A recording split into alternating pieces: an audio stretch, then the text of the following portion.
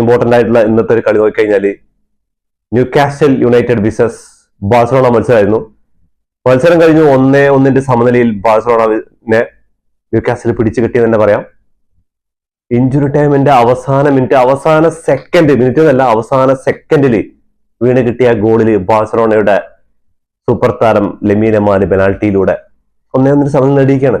80 മിനിറ്റുകളിലാണ് ന്യൂകാസ്റ്റലിന് വേണ്ടിയിട്ട് ആദ്യ goal score ചെയ്തത് ന്യൂകാസ്റ്റൽ. അങ്ങനെ ഒരു ഗോളിന്റെ വിജയം ഉറപ്പിച്ചു കഴിഞ്ഞ ശേഷം ഇങ്ങനെ സ്റ്റേഡിയം മൊത്തം ഇങ്ങനെ അലയടിച്ചുകൊണ്ടിരിക്കുകയാണ്. ആ സമയത്താണ് ഈ ഒരു ഒൽമോനെ ഫൗൾ ചെയ്യുന്നതിന് പെനാൽറ്റി കിട്ടുന്നത്. സ്റ്റേഡിയം മൊത്തം സൈലന്റ് ആക്കിയിട്ട് യമാലിന്റെ ഒരു കിടിലൻ ഗോള്. ഒരുപാട് പേര് പറയുന്നുണ്ട് ബാഴ്സലോണയെ പിടിച്ചു കെട്ടി, ബാഴ്സലോണയെ പൂട്ടി, അങ്ങനെയാണ് ഇങ്ങനെയെന്നൊക്കെ പറയുന്നുണ്ട്. പക്ഷെ കാര്യത്തിലേക്ക് കിടക്കുമ്പോൾ ഈ ഒരു കളിയുടെ ആ ഒരു ഔട്ട്ലേക്ക് വരുന്ന സമയത്ത് ബാഴ്സലോണയ്ക്ക് അറിയാം ഇന്നത്തെ കളി എന്താ, ഹാൻസി ഫ്ലിക്കിന്റെ എന്താണ് തീരുമാനം, അതിനെ അനുസ്മരിപ്പിക്കുന്ന പ്രകടനമാണ് ബാഴ്സലോണ പ്ലേയേഴ്സ് കാഴ്ചവെച്ചിരിക്കുന്നത്. എന്താ കാരണം എന്ന് പറഞ്ഞാൽ ന്യൂകാസ്റ്റലിനെ പോലത്തെ ഒരു ഫിസിക്കലി പ്രഷർ ചെയ്തിട്ട് പഞ്ച് ചെയ്ത് കളിക്കുന്ന ഒരു ടീമാണ്. അവരുടെ ഈ അടുത്ത മത്സരങ്ങളൊക്കെ നോക്കിയപ്പോൾ ലാസ്റ്റ് മത്സരത്തിലാണ് സിറ്റിയോട് ഏറ്റു പരാജയം 3-1 ഒക്കെ ശരിയാണ്. പക്ഷെ എന്നാലും അതിലും അവരുടെ പോരാട്ട വീര്യം, അവരുടെ പ്രസിംഗ് കാര്യങ്ങളും, അവരുടെ ഹോം ഗ്രൗണ്ടിന്റെ അഡ്വാൻറ്റേജ്, എല്ലാ കാര്യങ്ങളും ഉള്ള സമയത്ത് നമ്മൾ അറ്റ്ലന്റിക്കോ മഡ്രിഡിനെതിരെ ഫസ്റ്റ് ലെഗ് കളിക്കാൻ പോയ രീതിയിൽ പ്രസിംഗ് ഫുള്ളായിട്ട് അങ്ങോട്ട് പ്രസ് ചെയ്യാൻ പോയി കഴിഞ്ഞാൽ പണി കിട്ടുന്നത് നന്നായിട്ട് അറിയാം ഹാൻസി ഫ്ലിക്കിന്. അതുകൊണ്ട് മാത്രം ഹാൻസി ഫ്ലിക്ക് ഇന്നത്തെ കളിയിൽ ഒരു ഗോളിന്റെയോ അല്ലെങ്കിൽ ഒരു സമനിലയോ അല്ലെങ്കിൽ 1-2 ഗോള് വഴങ്ങാതിരിക്കാന്നുള്ള കാര്യമായിരുന്നു മെയിനായിട്ട് ബാഴ്സലോണ ഇന്നത്തെ മത്സരത്തിൽ. അത് നമുക്ക് നോക്കി കഴിഞ്ഞാൽ അറിയാൻ പറ്റും. അത് യമാലിന്റെ ആണെങ്കിലും അതേപോലെ ഡിഫൻസിലായിക്കോട്ടെ മിഡ്ഫീൽഡിലായിക്കോട്ടെ അവരുടെ ആ ഒരു ബോൾ ഹോൾഡ് ചെയ്യലും അതേപോലെ തന്നെ ഫിസിക്കൽ ഗെയിമാണ് മൊത്തത്തിൽ അവർ കളിക്കുന്നത്. എന്നാൽ പെഡ്രിനെയൊക്കെ സബ്സ്റ്റിറ്റ്യൂട്ട് ചെയ്യാൻ കാരണം എന്ന് പറഞ്ഞാൽ കുറച്ചു നേരം കൂടി കളിച്ചിട്ടുണ്ടെങ്കിൽ പെഡ്രിന്റെ പരിപ്പ് കളിക്കുന്നുണ്ടാവും. അമ്മാതിരി ഫൗളുകളാണ് ഫിസിക്കലായിട്ട് ചെയ്തിട്ടുണ്ടായത്. റഫറി ആണെങ്കിൽ ഓരോ ഫൗള് വിളിക്കുന്നത് ചിലപ്പോൾ 5 മിനിറ്റ് കഴിഞ്ഞിട്ടൊക്കെയാണ്. കളി ഇങ്ങനെ കഴിഞ്ഞ് അവിടെ വീണ് കിടന്ന ശേഷമാണ് ഈ ഫൗള് വിളിക്കുന്നത്. അപ്പൊ അങ്ങനെയുള്ള കാര്യങ്ങളൊക്കെ ഉണ്ടായിട്ടുണ്ട്. അപ്പോ വിരോധികൾ ചിലപ്പോൾ പറയായിരിക്കും ബാഴ്സലോണയെ പൂട്ടി അങ്ങനെയാണ്. പക്ഷെ ബാഴ്സലോണയ്ക്ക് സെക്കൻഡ് ലെഗ് ക്യാമ്പ് നൗലാണെന്നുള്ള കാര്യം മറക്കരുത് ആരും. ആ ഒരൊറ്റ ഇതുകൊണ്ട് തന്നെ ന്യൂകാസ്റ്റൽ ഇത്രയും പ്രസ് ചെയ്ത് ന്യൂകാസ്റ്റലിന് ഈ ഒരു ഗോളിന്റെ വിജയം അവര് ശരിക്കും സംതൃപ്തരല്ല. അവരിന്ന് സമനിലയിൽ കഴിഞ്ഞപ്പോൾ തന്നെ അവരാകെ മൊത്തത്തിൽ സ്റ്റേഡിയത്തിലുള്ള കാണികളായിക്കോട്ടെ അതേപോലെ തന്നെ ന്യൂകാസ്റ്റലിന്റെ പ്ലെയറൊക്കെ ഭയങ്കര ഡൗൺ ആയിരിക്കുന്നു. അവർ തോറ്റ് പുറത്തായ പോലെയാണ്. എന്താ കാരണം എന്ന് പറഞ്ഞാൽ അടുത്ത ലെഗ് ക്യാമ്പ് നൗല് വെച്ചിട്ടാണ് നടക്കുന്നത്. ക്യാമ്പ് നൗല് വന്നിട്ട് ബാഴ്സലോണയെ തോൽപ്പിക്കാന്ന് പറയുന്നത് നിസ്സാര കാര്യമില്ലാന്ന് അവർക്ക് നന്നായിട്ട് അറിയാം. അവർ പൊരുതായിരിക്കും, പക്ഷെ നിസ്സാര കാര്യമില്ലെന്ന് നന്നായിട്ട് അറിയാം. അതേപോലെ തന്നെ ബാഴ്സലോണയുടെ കാര്യം, ന്യൂകാസ്റ്റൽ യുണൈറ്റഡിന്റെ ഹോം ഗ്രൗണ്ടിൽ പോയിട്ട് അവിടെ ഒരു ഗോളെങ്കിലും വഴങ്ങാതെ വരിക എന്നുള്ളതായിരുന്നു അവരുടെ കാര്യം. പക്ഷെ ഒരു ഗോളിന് പുറകിൽ പോയപ്പോ പിന്നെയാണ് കുറച്ച് ആക്രമിക്കാനൊക്കെ തുടങ്ങി. അതിന്റെ ഫലമായിട്ട് തന്നെ ആ പെനാൽറ്റി അവസാന മിനിറ്റിൽ കിട്ടിയത്. ആ പെനാൽറ്റിയോട് കൂടിയിട്ട് അവസാന കിക്കാണ്, അതോടുകൂടി കളി അവസാനിക്കുന്നുള്ള കാര്യമാണ്. അപ്പോ ഇന്നത്തെ പ്ലാനിങ് ഇതൊക്കെയായിരുന്നു. അതേപോലെ ന്യൂകാസ്റ്റലിന്റെ പ്ലാനിങ് എന്ന് പറഞ്ഞാൽ പരമാവധി എത്ര ഗോൾ സ്കോർ ചെയ്യാൻ പറ്റുക അത്ര ഗോൾ സ്കോർ ചെയ്യണമെന്നുള്ള ഒരു കാഴ്ചപ്പാടിൽ തന്നെയാണ് ന്യൂകാസ്റ്റൽ ഗ്രൗണ്ടിൽ ഇറങ്ങിയിട്ടുണ്ടായിരുന്നത്. പക്ഷേ ജോൺ ഗ്രാസി എന്ന് പറയുന്ന ഗോൾ കീപ്പർ ഉണ്ടല്ലോ, എന്ത് പ്രകടനോടെ ചങ്ങായി.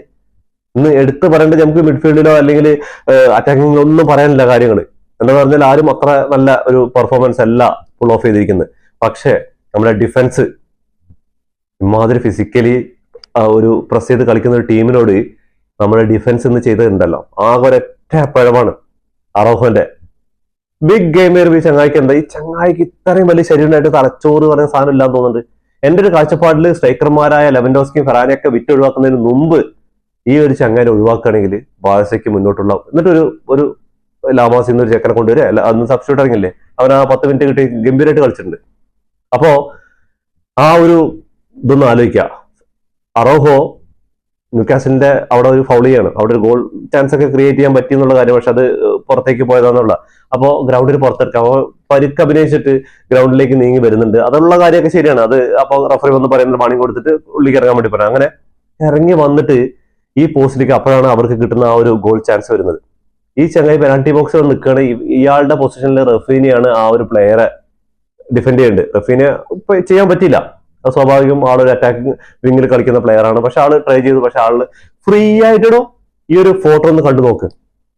ഈ ഒരു ഫോട്ടോ കണ്ടു നോക്കിക്കഴിഞ്ഞാൽ നിങ്ങൾക്ക് മനസ്സിലാവാൻ പറ്റും എന്താണ് അറോഹോ. അറോഹോ അവിടെ നിൽക്കുകയാണ്. അതേപോലെ കുറെ ടൈം അറോഹോന്റെ കളി നോക്കിക്കഴിഞ്ഞാൽ ആള് ഓഫ് ദി ബോളിൽ ഇങ്ങനെ നോക്കി നടക്കുക. അതേപോലെ തന്നെ കൊണ്ടേ പാലില്ലാത്ത ഭയങ്കര ക്ഷീണം തന്നെയാണ്, ഇല്ലാന്ന് പറയുന്നില്ല. അവര് കളിക്കുമ്പോൾ അവരെ കുറിച്ച് കുറ്റം പറയുന്ന കാര്യങ്ങളൊക്കെ ശരിയാണ്, അവരുടെ മോശം ദിവസങ്ങളിൽ. പക്ഷെ ഇങ്ങേരുടെ തരം കളികൾ പുറത്തിരുന്നിട്ട് കിട്ടുന്ന ചാൻസുകൾ യൂട്ടിലൈസ് ചെയ്യാതെ എന്ത് തേങ്ങയാണ് ഈ ചങ്ങായി ടീമിന് വേണ്ടി പിന്നെ കാണിക്കുന്നത്. ആ ക്യാപ്റ്റൻ ബാൻഡ് ഒന്നും ഒരിക്കലും ഈ ചങ്ങായിയുടെ കയ്യിൽ കൊടുക്കാൻ അർഹതയില്ല. വേറല്ല ഇപ്പോ യമാലിന്റെ കയ്യിലോ അല്ലെങ്കിൽ റഫീനിന്റെ കയ്യിലോ ആരെങ്കിലും കൊടുത്താലും കുഴപ്പമില്ല.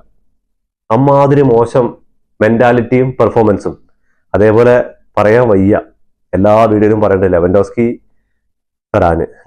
ഫെരാന് ഇവരെ കുറിച്ച് പറയാൻ തന്നെ സാമ്യമുള്ളൂ. എന്താന്ന് പറഞ്ഞാല് ഇത്രയും മോശം ഒരു സ്ട്രൈക്കർമാരുടെ റോൾ ഇത്രയും മോശമായിട്ട് കളിക്കുന്ന ഈ അടുത്ത കാലത്ത് ഫുട്ബോൾ ചരിത്രത്തിലൊന്നും ഇത്രയും മോശമായിട്ടുള്ള സ്ട്രൈക്കർമാരുടെ റോളിൽ ഉണ്ടാവില്ല. ഈ അടുത്ത അവസാനത്തെ ഒരു 10 മത്സരം നോക്കിക്കഴിഞ്ഞാൽ ലെവൻഡോസ്കിയുടെയും ഫെറാൻ ഫസ്റ്റ് ഒക്കെ കളിച്ചിട്ടുണ്ടില്ല എന്ന് പറയുന്നില്ല. എന്ത് ചാൻസ് കിട്ടിക്കഴിഞ്ഞാൽ ഇവർക്ക് ഇനി എന്താ വേണ്ടത്? പെനാൽറ്റി അടിക്കാൻ കൊടുക്കണോ? അല്ലാതെ ഗോളാക്കാൻ വഴിയൊന്നുമില്ല. തമ്മിൽ ഭേദം തമ്മെന്ന് പറഞ്ഞാൽ ഇന്ന് ലെവൻഡോസ്കിനെ ഇറക്കിയപ്പോൾ ലെവൻഡോസ്കി അതിനേക്കാൾ മോശം. ഇന്ന് ഫെറാൻ ഫസ്റ്റ് ഹാഫിലുണ്ടെങ്കിൽ ചിലപ്പോൾ എന്തെങ്കിലുമൊക്കെ ഒന്ന് ജസ്റ്റ് ഗ്രൗണ്ടിലൂടെ ഓടിയിട്ടെങ്കിലും എന്തെങ്കിലും ചാൻസ് ക്രിയേറ്റ് ചെയ്തിട്ടുണ്ടാവും. പിന്നെ ഒരൊറ്റ കാര്യം കൂടി ഉണ്ടായിരുന്നു ഇന്നത്തെ കളിയുടെ ഇത്രയും മോശം പെർഫോമൻസ് എന്ന് പറയേണ്ട ആ ഒരു ഇതിലും, ഇന്ന് യമാലിന്, ഫെർമിന്, കെസഡോക്ക്, ഫെഡ്രിയാണോ അതോ ഓൽമോണോ എന്നറിയില്ല, ഇങ്ങനെ 4-5 പ്ലെയർക്ക് യെല്ലോ കാർഡ് കിട്ടുകയാണെങ്കിൽ അടുത്ത കളി സസ്പെൻഷൻ ആണെന്നുള്ള കാര്യമാണ്. അപ്പൊ അതും ഒക്കെ ഇന്ന് നോക്കിയിട്ടാണ് ആ ഒരു കളിയുടെ ഇതൊക്കെ വന്നിരിക്കുന്നത്. പിന്നെ എടുത്തു പറയുന്നത് നമ്മുടെ ഡിഫൻസും ഗോൾ കീപ്പർ തന്നെയാണ്. അവർ തന്നെ ആയതുകൊണ്ടാണ് ഇന്ന് ചുരുങ്ങിയതൊരു 3-4 ഗോൾ വീഴേണ്ട ചാൻസുകൾ ഉണ്ടായിരുന്നു. അത്രയും കിടില അവസരങ്ങൾ കിട്ടിയിട്ടുണ്ടായിരുന്നു. പക്ഷെ നമ്മുടെ ഡിഫൻസ് നല്ലപോലെ കളിച്ചിട്ടുണ്ടായിരുന്നു. അതിലെടുത്തു പറയേണ്ടത് ജെറാർഡ് മാർട്ടിൻ എന്ന് പറയുന്ന, എന്തുകൊണ്ടാണ് അറൗഹോ ഉണ്ടാവുമ്പോൾ ജെറാർഡ് മാർട്ടിനെ സെന്റർ ബാക്കിൽ കളിപ്പിച്ചെന്ന് ഹെൻസി ഫ്ലിക്കിന്റെ ആ ഒരു തീരുമാനം ഇന്ന് ആള് അവിടെ ഗ്രൗണ്ടിൽ കാണിച്ചിട്ടുണ്ട്. അതേപോലെ കുബാർസി ആയിക്കോട്ടെ നല്ല പെർഫോമൻസ് ആണ് കാണിച്ചു വെച്ചിട്ടുള്ളത്. പിന്നെന്താ പറയാ, വിരോധികൾ പലതും പറയും. സെക്കൻഡ് ലെഗ് ഉണ്ട്, പരതനി നടക്കാൻ പോകുന്നുണ്ട് ക്യാമ്പ് നൗവിൽ. അതിൽ എന്തായാലും നടക്കേണ്ട കാര്യങ്ങളൊക്കെ നടത്തിയിരിക്കും. ക്യാമ്പ് നൗവിലാണ് എന്നുള്ള മത്സരം. അപ്പോഴേക്കും ടീമിന് പരിക്കുകളൊന്നും ഇല്ലാണ്ടിരുന്നു കഴിഞ്ഞാൽ ടോപ്പായിട്ട് 2-3 ഗോളിന്റെ വിജയം നേടിയിട്ട് അടുത്ത റൗണ്ടിലേക്ക് ഒരു സംശയമില്ലാതെ കയറി പോകുന്നുള്ള കാര്യത്തിൽ. പക്ഷെ ന്യൂകാസിലാണ് അവർ പോരാടും. അവർ ഈ ഒരു പോരാട്ട വീര്യാണ് കാഴ്ചവെക്കുന്നതെങ്കിൽ എന്താന്ന് പറഞ്ഞാൽ ആനയും ആടിന്റെ വ്യത്യാസമുണ്ട്. കാസാഡോയും മറ്റേ ആ ചങ്ങായി ഉണ്ടല്ല മിഡ്ഫീൽഡ് കളിക്കുന്ന ന്യൂകാസിൽ, ആ രണ്ടാളും കൂടി നിൽക്കുമ്പോൾ ആനയും ആടിന്റെ വ്യത്യാസമുണ്ട്. അപ്പൊ ഫിസിക്കൽ ഗെയിം ഇപ്പോൾ പെഡ്രിക്കെതിരെ ഇപ്പോൾ എല്ലാ ടീമുകളും ഇംഗ്ലീഷ് പ്രീമിയർ ലീഗിൽ ടീമുകളൊക്കെ ചാമ്പ്യൻസ് ലീഗ് നോക്കി കഴിഞ്ഞാൽ പെഡ്രിക്കെതിരെ ഫിസിക്കൽ ഗെയിം കളിക്കാം.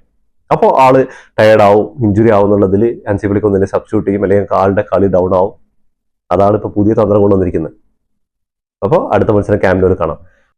ന്യൂകാസ്റ്റൽ വിസസ് ബാഴ്സലോണ മത്സരത്തിന്റെ സ്റ്റാറ്റ്സിലേക്ക് ഒന്ന് വന്നു കഴിഞ്ഞാൽ 16 ഷോട്ടുകളാണ് ന്യൂകാസ്റ്റൽ എടുത്തിരിക്കുന്നത്. അതിന് 5 എണ്ണം ഓൺ ടാർഗറ്റിലേക്കാണ്. അപ്പൊ തന്നെ മനസ്സിലാക്കിക്കൂടെ ആ ജോൺ ഗ്രാസിയ എന്ന് പറയുന്ന ഗോൾ കീപ്പർ എന്താണ് ഇന്ന് ബാഴ്സലോണയ്ക്ക് വേണ്ടി ചെയ്തിട്ടുള്ളതെന്ന്.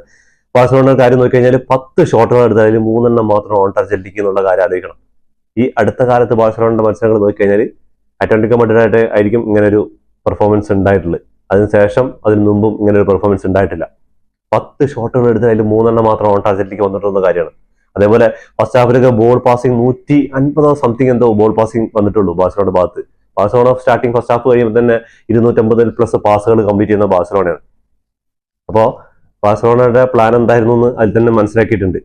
അതേപോലെ തന്നെ കളിയിൽ കുറെ ശോകമായ കാര്യങ്ങളൊക്കെ ഉണ്ട്. ബോൾ മിസ്സിങ്, അതേപോലെ പാസിംഗ് അക്യുറസി ഒക്കെ ഭയങ്കരമായിട്ട് ഉള്ള പ്രശ്നങ്ങളുണ്ട്.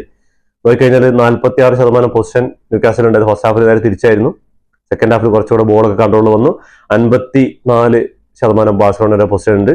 317 പാസുകൾ ന്യൂകാസിൽ കംപ്ലീറ്റ് ചെയ്തപ്പോൾ 327 പാസുകൾ മാത്രമാണ് ടോട്ടല്. അപ്പൊ 50-50, 150 അത്രേ ആയിട്ടുള്ളൂ. സെക്കൻഡ് ഹാഫിലും പാസുകൾ വന്നിട്ടുള്ളൂ. എന്താ പറയുക, ബാഴ്സലോണയുടെ കാലിൽ ബോൾ കിട്ടിക്കഴിഞ്ഞാൽ ഒന്നില്ലെങ്കിൽ ന്യൂകാസിൽ വന്ന് പ്രസ് ചെയ്യും, അല്ലെങ്കിൽ ഫിസിക്കലായിട്ട് അറ്റംപ്റ്റ് ചെയ്യുന്നതോടുകൂടി ബോൾ മിസ്സാവണം. അതേപോലെ ന്യൂകാസിൽ എങ്ങനെ പാസ് ഇട്ട് കൊടുത്താൽ ന്യൂകാസിലിന്റെ പ്ലേയേഴ്സിന്റെ കയ്യിലേക്കാണ് ബോൾ പോകുന്നത്. അത് പാസിംഗ് അക്രോസ് നോക്കി കഴിഞ്ഞാൽ 82% പാസിംഗ് അക്രോസി ന്യൂകാസിൽ ഉണ്ടായിരുന്നപ്പോൾ 81% ബാഴ്സലോണയുടെ കയ്യിലുണ്ടായിരുന്നത്. 13 ഫൗളുകൾ ന്യൂകാസിലിന്റെ ഭാഗത്ത് ഉണ്ടായിരുന്നപ്പോൾ 9 ഫൗളുകളാണ് ബാഴ്സലോണയുടെ ഭാഗത്ത് കമ്മിറ്റ് ചെയ്തിട്ടുണ്ടായിരുന്നത്. 2 യെല്ലോ കാർഡും 1 യെല്ലോ കാർഡും ബാഴ്സലോണയ്ക്ക് കിട്ടിയിട്ടുണ്ട്. കാർഡുകളൊക്കെ എടുക്കാൻ ഭയങ്കര ലേറ്റ് ആയിട്ടാണ് കുറെ ഫൗളുകളൊക്കെ ഉണ്ടായത്. പക്ഷെ റഫറിയുടെ തീരുമാനം എന്ന് പറഞ്ഞാൽ ഭയങ്കര ഡിലേ ആണ് വരുന്നത്. അതേപോലെ ഓഫ്ലൈനൊക്കെ ട്രാപ്പ് നോക്കി കഴിഞ്ഞിട്ട് കളി സ്റ്റാർട്ട് ചെയ്യുന്ന സമയത്തേക്കാണ് ഓഫ് വിളിക്കുന്നത്. എന്താ പറഞ്ഞാൽ ചാമ്പ്യൻസ് ലീഗിൽ റഫറിമാർക്ക് ബാഴ്സലോണയുടെ ഈ ഓഫ്ലൈൻ ട്രാപ്പ് പഠിച്ചു വരികയാണ് തോന്നുന്നുണ്ട്. എന്താ പറഞ്ഞാൽ ലാലീഗിലാവുമ്പോൾ പെട്ടെന്ന് പെട്ടെന്ന് വിളിക്കാൻ തുടങ്ങിയിട്ടുണ്ട്. ലാലീഗിൽ മറിച്ച് കുറച്ചുകൂടി ടൈം വേണം അവർക്ക് പഠിക്കാമെന്ന് വിചാരിക്കുന്നു. അങ്ങനെ കോർണേഴ്സ് വിൻ ചെയ്ത് ന്യൂകാസിൽ യുണൈറ്റഡ് 9 കോർണേഴ്സ് വിജയിച്ചിട്ടുണ്ട്. ബാഴ്സലോണയുടെ ഭാഗത്ത് നോക്കി കഴിഞ്ഞാൽ 4 എണ്ണം മാത്രമാണ് വിജയിച്ചിട്ടുള്ളത് കാര്യമാണ്. അപ്പോ ഇതിനു മുമ്പ് നോക്കുകയാണെങ്കിൽ 2-1 വിജയമാണ് ബാഴ്സലോണ ന്യൂകാസിലിന്റെ എതിരെ വിജയിച്ചിട്ടുള്ളത്. അത് ന്യൂകാസിലിന്റെ ഹോം ഗ്രൗണ്ടിൽ പോയിട്ടാണെന്നുള്ള കാര്യമാണ്. അപ്പൊ എന്തായിരിക്കും ഇനി അടുത്ത ലെഗിൽ എന്നുള്ളത് കാത്തിരുന്ന് കാണാം. എന്തായാലും ഹോം ഗ്രൗണ്ട് അവിടെ ഇനിയിപ്പോ അറ്റൻഡൻസ് ഒക്കെ കൂട്ടിയിട്ടുണ്ട്. 62,000 കപ്പാസിറ്റി ഒക്കെ ക്യാമ്പ് നൗവിൽ ആക്കിയിട്ടുണ്ട്. അപ്പൊ എന്തായാലും ക്യാമ്പ് നൗവിൽ ബാഴ്സലോണയെ വിജയിച്ച് മുന്നോട്ട് പോകാന്നുള്ള ന്യൂക്കാസിലിന് ഭയങ്കര കടമ്പായിരിക്കും. ന്യൂക്കാസിൽ ഇങ്ങനെ ഒരു പെർഫോമൻസ് ഒന്നും എന്തായാലും ബാഴ്സലോണയുടെ ഹോം ഗ്രൗണ്ടിൽ ഒന്ന് കാഴ്ചവെക്കാൻ കഴിയുമെന്ന് ഒരിക്കലും പ്രതീക്ഷിക്കുന്നില്ല. അതേപോലെ തന്നെ ഇന്നത്തെ മത്സരത്തിൽ നോക്കുകയാണെങ്കിൽ ഒരുപാട് എന്താ പറഞ്ഞാൽ റണ്ണിങ്ങിന്റെ എബിലിറ്റി നോക്കി കഴിഞ്ഞാലും അതൊക്കെ എന്താന്ന് എനിക്ക് മനസ്സിലാവുന്നില്ല. അത് ഇനി പ്ലാൻ എടുത്തിട്ട് ആ ഒരു പ്ലാനിൽ കളിക്കാന്നുള്ളതാണ്. പ്ലേയേഴ്സ് കുറച്ച് ടയർഡായ പോലെ ഫീൽ ചെയ്യുന്നുണ്ട്. അതേപോലെ യമാലിന്റെ ഭാഗത്തേക്ക് ബോളുകൾ പോയിട്ടില്ല. ബോൾ പോവുകയാണെങ്കിൽ 2-3 പ്ലേയേഴ്സ് ആണ് വരുന്നത്. അതേപോലെ റഫീനയ്ക്ക് എന്താ പറ്റിയെന്ന് ഒരു പിടിയില്ല. റഫീന അവസാനത്തെ ഒരു 4-5 മത്സരങ്ങൾ നോക്കി കഴിഞ്ഞാൽ റഫീനയുടെ ഏറ്റവും ഈ 2 സീസണിൽ നോക്കി കഴിഞ്ഞാൽ ഏറ്റവും മോശം പെർഫോമൻസിലാണ് പോയിക്കൊണ്ടിരിക്കുന്നത്. ഗോൾ സ്കോർ ചെയ്യുന്നതിലും അതേപോലെ തന്നെ ഒരു കിടിലൻ അസിസ്റ്റ് കൊടുക്കാനുള്ള ഒരു ശ്രമം ലെവൻഡോസ്കി അത് ചിപ്പ് ചെയ്തിട്ട് സൈഡിലൂടെ ഏതോ ഒരു സൈഡിലേക്ക് തട്ടി വിട്ടു. കിടിലൻ ചാൻസ് ആയിരുന്നു. ആ ഒരു ഫസ്റ്റ് ഹാഫിന് ശേഷം കിട്ടിയ ഒരു നല്ലൊരു ഓപ്പർച്യൂണിറ്റീസ് ആയിരുന്നു അത്. അതൊന്നും മുതലാക്കാൻ എന്താണ് ഇനി ഒരു സ്ട്രൈക്കർ ഇല്ലാതെ എങ്ങോട്ടാണ് പോക്കുന്നതെന്ന് അറിയില്ല. അതേപോലെ തന്നെ സെക്കൻഡ് ഹാഫുകളും ഇനിയുള്ള മത്സരങ്ങൾ ടൈറ്റ് മത്സരങ്ങളൊക്കെ വരാനുണ്ട്. അപ്പോൾ ബാഴ്സലോണയ്ക്ക് ഈ ഒരു പരുക്കും കാര്യങ്ങളൊക്കെ ഉണ്ട്. ഇനി കൂടുതൽ പരുക്ക് വരാതിരിക്കട്ടെ എന്നുള്ള അതിലാണോ അങ്ങനെ കളിച്ചതെന്ന് അറിയില്ല. എന്തായാലും വേണ്ട ആ ഒരു അവസാന നിമിഷത്തിൽ പെനാൾട്ടിയിലൂടെ 1-1 സമനില നേടിയിരിക്കുകയാണ്. അപ്പോൾ റയൽ ഫാൻസ് ഒക്കെ ഇരുന്ന് കളി കണ്ടിട്ടുണ്ടാവും അല്ലേ, എന്താണ് ബാഴ്സയുടെ തോൽവി കാത്തിട്ട്. പക്ഷെ സെക്കൻഡ് ലെഗ് എന്നുള്ള കാര്യം അവർക്കും അറിയാം, ക്യാമ്പ് നോ എന്നൊക്കെ അറിയാം. അപ്പൊ എന്തായാലും എന്തായിരിക്കും കാത്തിരുന്ന് കാണാം. അപ്പൊ എന്തായാലും അപ്പോൾ ഇതോടുകൂടി ഈ വീഡിയോ അവസാനിക്കുന്ന. ഫുട്ബോൾ ലോകത്തെ പുതിയ വിശേഷമായി വീണ്ടും കാണാം. ഈ വീഡിയോ ഇഷ്ടപ്പെട്ടാൽ ലൈക്ക് ചെയ്യുക, ഷെയർ ചെയ്യുക, സബ്സ്ക്രൈബ് ചെയ്യുക. അതേപോലെ